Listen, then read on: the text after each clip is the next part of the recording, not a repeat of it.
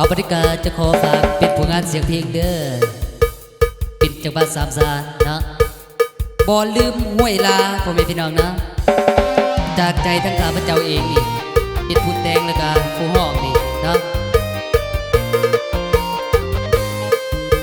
ก็ถือว่าพี่ภาพประกันไรก็ขอโทษขออภัย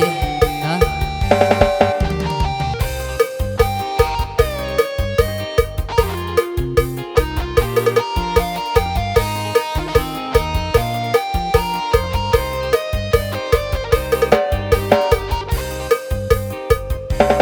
หลายปีมาคิดทอดห้วยลา